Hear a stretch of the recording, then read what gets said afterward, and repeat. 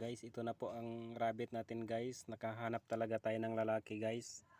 Kaya ngayon guys, ito na, ihalo na natin sila, isama-sama na natin sila para magkaka-breed na po sila at magkakaroon na po sila ng maraming anak upang mapabilis natin, mapadami ang ating mga rabbit.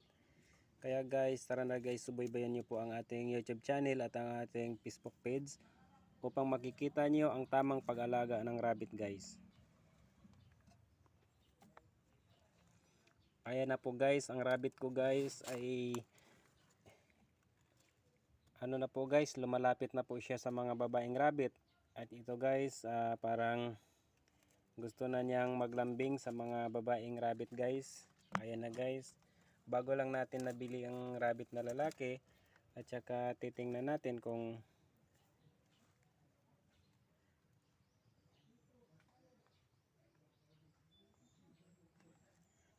ayan guys, tatlo po sila guys, dalawang babae.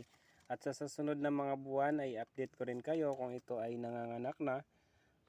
At kung ilan ang anak ng rabbit, ipapakita ko po sa inyo guys.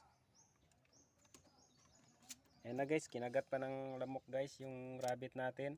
Nako, binanatan pa ng lamok guys. So kailangan natin, isprehan natin ng pangpalason ng mga lamok para yung mga lamok mamamatay.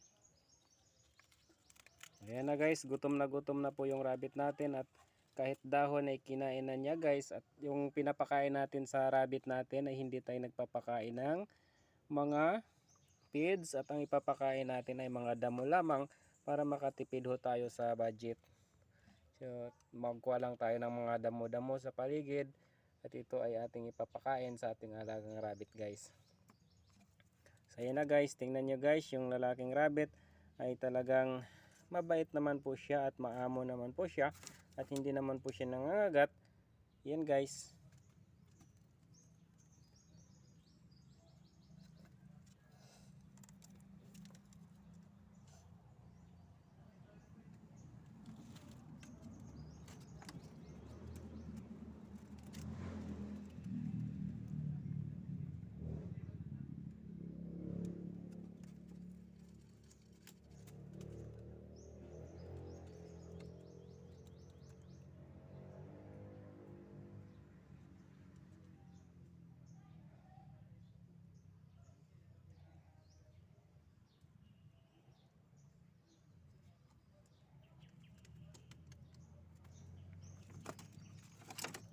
Exciting talaga yung lalaking rabbit natin guys at gusto na talaga niyang makipaglambingan guys.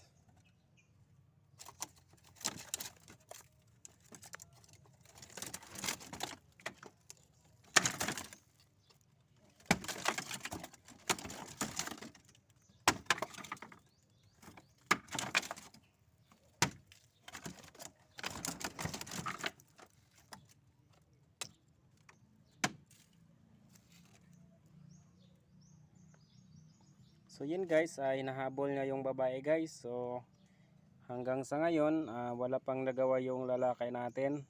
So hanggang dito na lang muna yung ating guys, video. Maraming salamat po sa inyong panonood. Thank you talaga, paki-follow and share sa ating Facebook page at saka YouTube channel, Tito Friends Aquarium TV. Maraming salamat po guys.